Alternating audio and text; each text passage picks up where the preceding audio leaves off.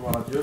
Je suis content d'être avec vous. On n'est pas nombreux, mais c'est comme ça. Et Dieu dirige toutes choses. Amen. La Bible dit qu'il attire les hommes à lui. C'est ce qu'il a encore fait ce soir, par son amour. Amen. Amen. Je suis content de la jeunesse qui est ici, hein, mes nouveaux copains. Que Dieu vous bénisse. La parole de Dieu dit ça. Je cherche un homme intelligent qui me cherche. Eh bien, gloire à Dieu. Vous êtes ces personnes-là. Hein. Amen. La Bible elle compare la jeunesse à une rosée, ce qui amène du rafraîchissement dans une église. On est content que vous soyez là. Que Dieu vous bénisse. Je voudrais dire un mot que j'ai sur mon cœur. Il vaut ce qu'il vaut. J'étais sur ma chaise, c'était pas du tout prévu. Et le Seigneur me disait qu'il y avait une personne qui était là et qui faisait de l'angoisse. Et qui était agitée par les nerfs. Eh bien, écoute, Dieu t'a emmené ici parce qu'il est le prince de la paix. Et il veut mettre le calme dans ton cœur. Amen. On va faire une lecture, elle n'est pas si courte que ça. Hein. Vous la connaissez, soyez avec moi. C'est l'histoire de Jairus. Et on va rentrer tout de suite dans le message. Je vais quand même demander à Loïc avant qu'il me présente devant Dieu. Hein. Ton nom soit béni, Seigneur, notre Dieu, notre Père. Seigneur, tu es vivant. Tu es la vérité, tu es au milieu de nous, Seigneur. Merci pour ces chants de cantiques, ces témoignages, Seigneur, ces témoignages vivants.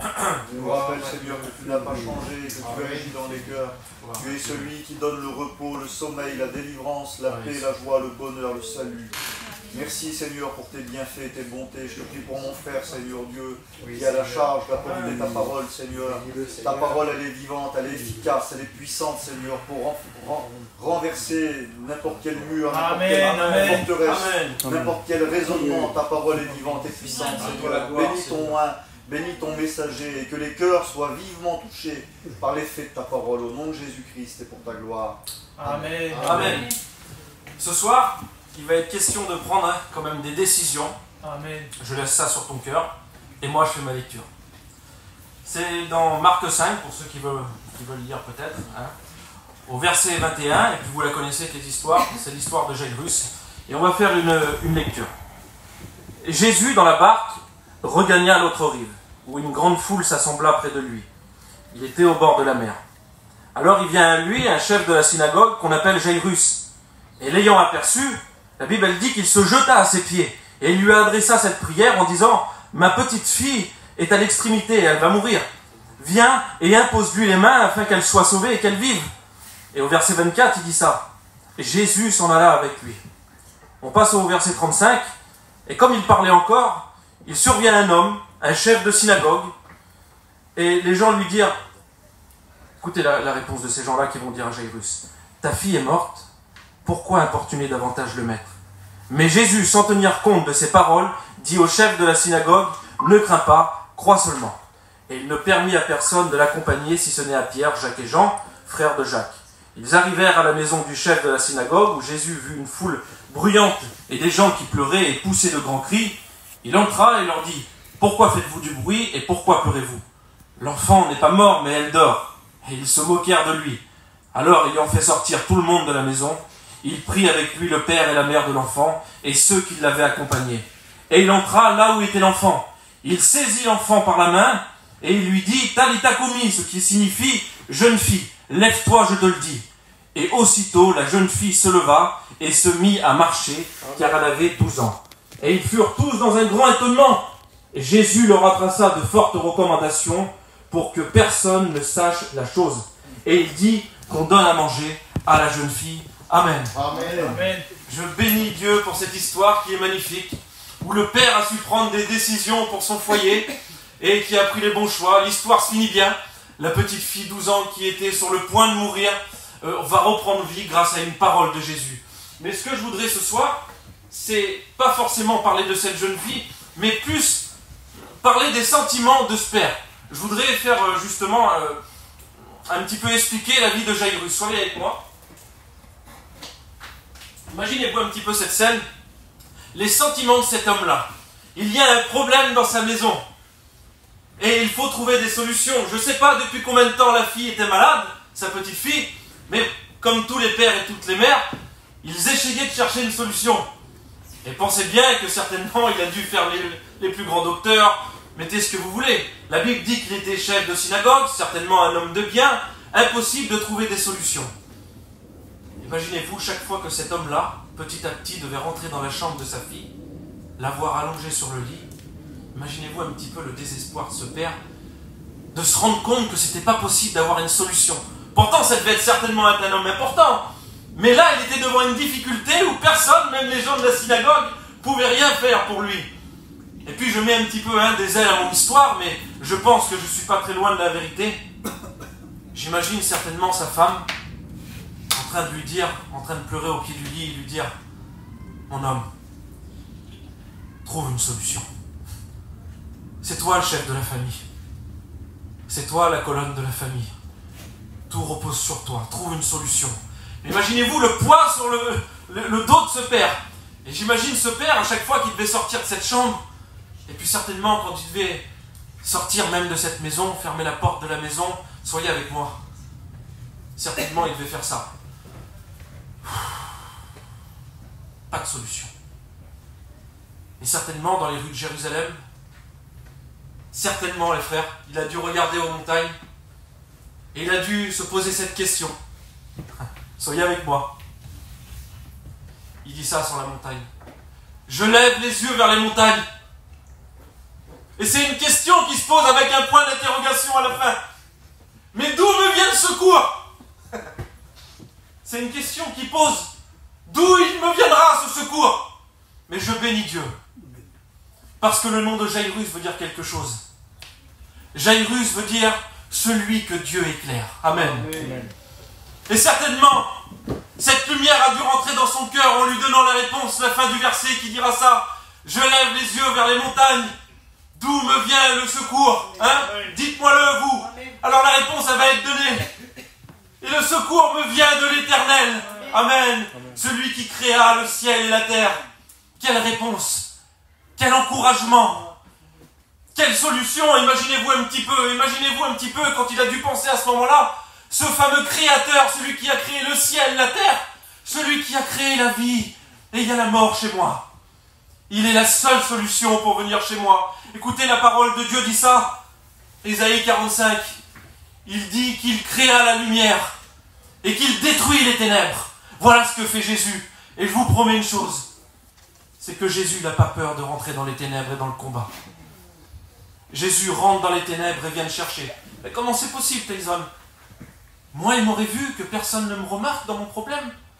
Oui, il te voit. Comme il nous a vus à nous tous ici, qu'on est là, qu'on a tous fait jour l'expérience, qu'il est venu nous chercher dans nos ténèbres, là où on souffrait énormément. Écoutez ça un petit peu. Alors Ésaïe 45 dit ça, il crée la lumière et il détruit les ténèbres. Il y a un verset qui est surprenant. J'ai vu ça pour la méditation. C'est dans le Cantique des Cantiques, au chapitre 2, verset 3. La Bible, elle compare Jésus à un pommier. Écoutez ce qu'il dit ce verset. Il dit, comme le pommier au milieu de la forêt, tel est mon bien-aimé.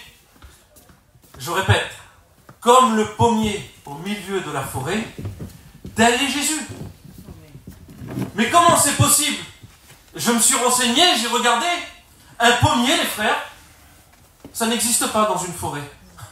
Et surtout au milieu d'une forêt. Une forêt, c'est noir. Il lui faut du soleil à ce pommier pour vivre. Mais comment c'est possible qu'il dit que ce pommier est au milieu d'une forêt? Oui, j'ai compris parce que le Seigneur m'éclairait dans mon cœur. Et il me disait, Tyson, c'est normal que je suis comme ce pommier, moi, au milieu de la forêt. Un pommier, normalement, ça pousse dans les vergers, dans des vignes, au bord des routes sauvages, vous comprenez?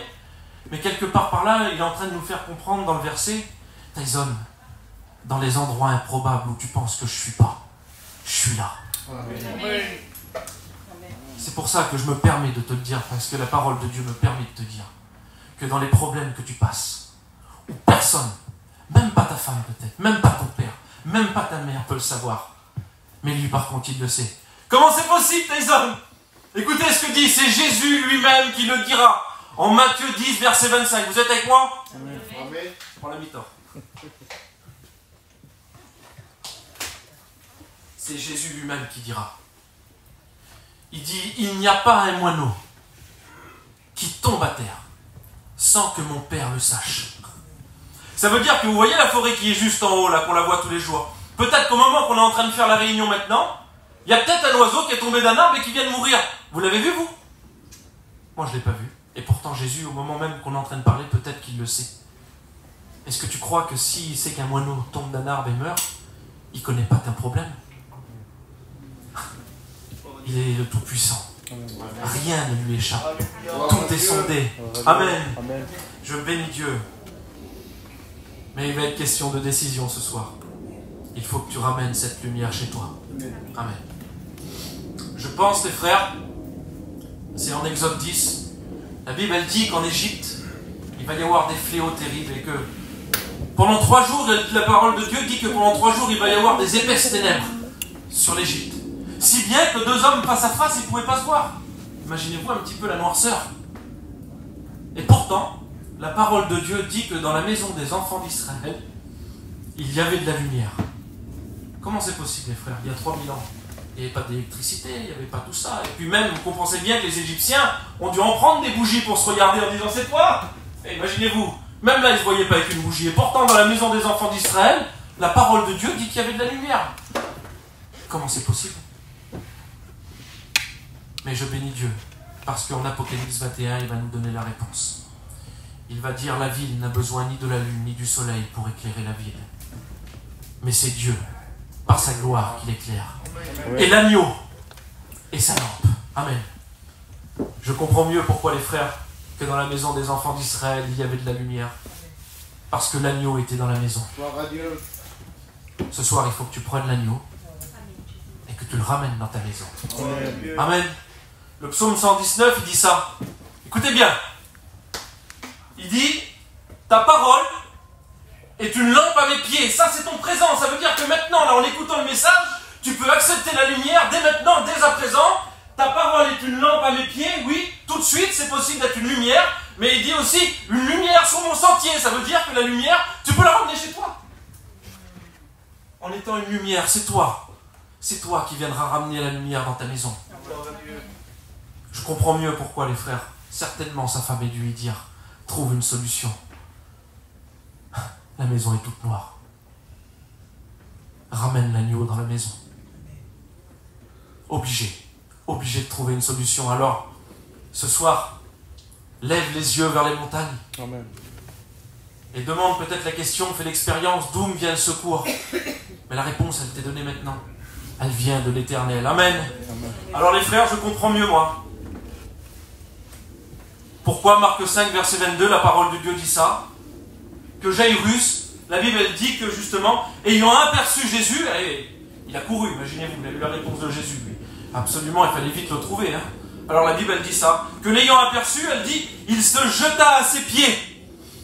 Combien de personnes dans la parole de Dieu, si on devrait tous les prendre, qui se sont jetés, attirés par l'amour de Jésus, et où ils ont trouvé une solution, quand je pense à Zachée, la Bible elle dit qu'il courut en avant pour voir qui était Jésus. Imaginez-vous, Jairus, la Bible elle dit qu'il se jeta à ses pieds. Le jeune homme riche, la Bible elle dit qu'il se jeta à ses pieds. Et j'en passe. Il n'y a qu'au pied de Jésus que tu trouveras des solutions.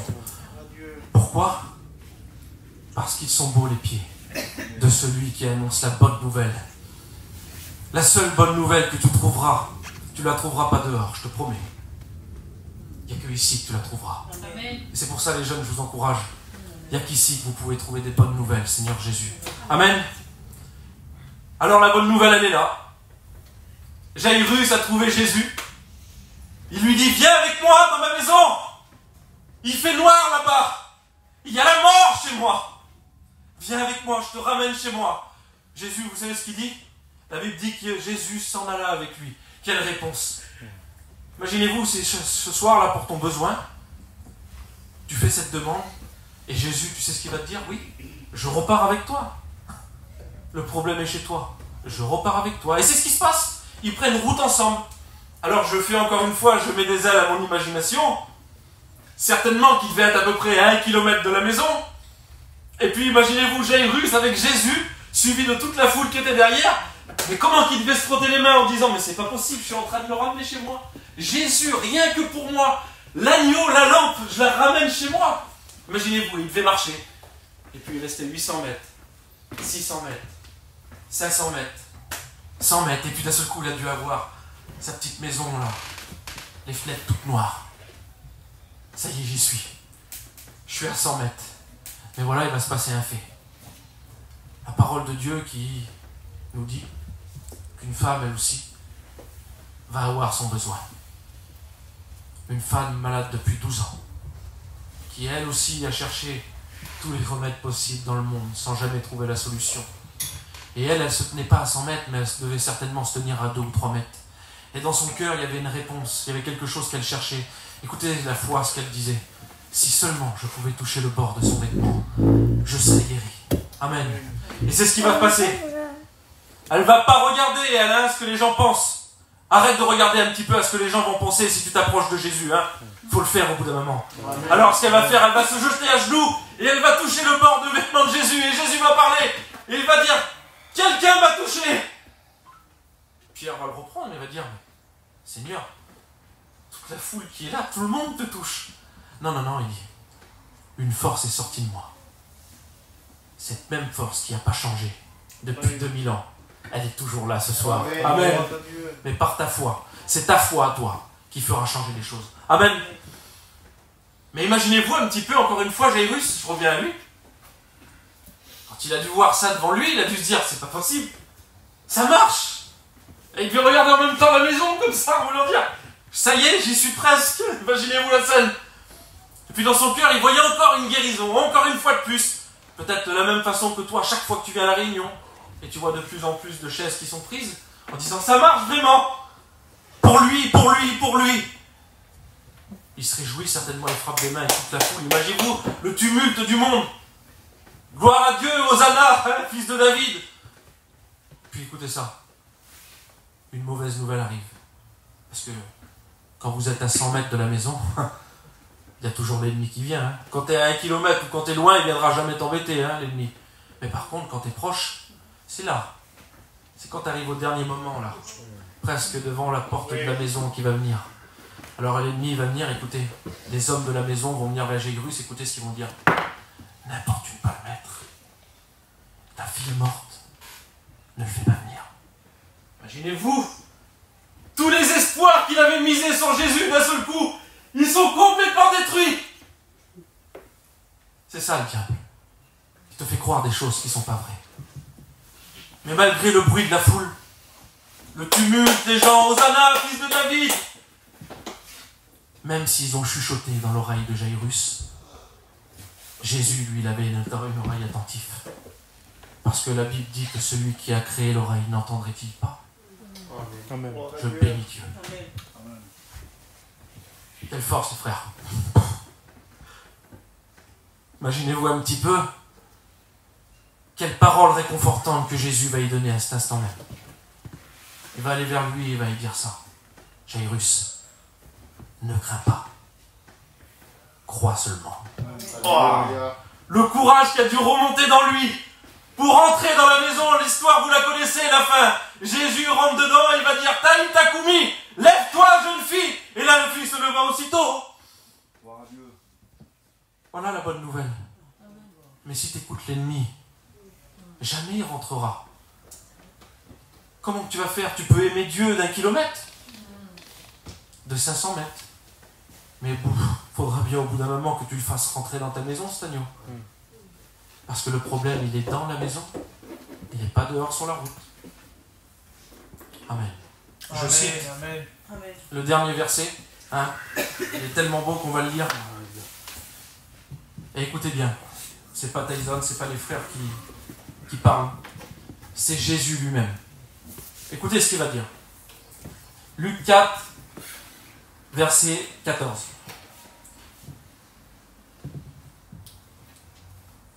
Jésus, revêtu de... Non, on va commander au verset 16.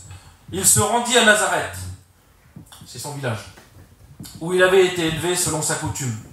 Il entra dans la synagogue le jour du sabbat. Il se leva pour faire une lecture.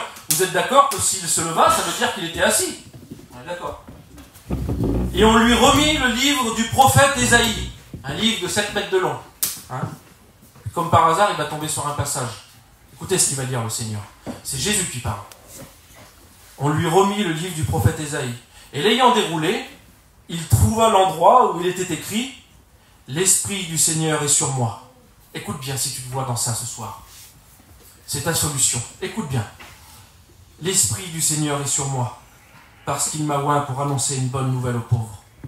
Il m'a envoyé pour guérir ceux qui ont le cœur brisé, pour proclamer aux captifs la délivrance et aux aveugles le recouvrement de la vue, pour renvoyer libres les opprimés, pour publier une année de grâce du Seigneur. Et la Bible dit ensuite, il roula le livre, le remit au serviteur, et il s'assit. Imaginez-vous, il était assis, il s'est levé, il a annoncé une bonne nouvelle, et il s'est rassis. Vous savez pourquoi il s'est rassis? Je vais vous faire la scène. Je viens de vous annoncer la bonne nouvelle, et je m'assois. Ça veut dire quoi? Ça veut dire que Jésus était là, en disant, j'ai annoncé la bonne nouvelle, moi j'ai fait ma part, hein. Maintenant je m'assois et j'attends. Et c'est ce que Jésus va faire ce soir. Il est là. Vous êtes d'accord parce que Jésus est avec nous ce soir, chrétien. Donc s'il est ici, ça veut dire maintenant que tu n'as plus qu'à y parler. Parce qu'il a annoncé la bonne nouvelle de l'évangile. On prie le Seigneur? Amen. Seigneur, je bénis ton nom. Merci.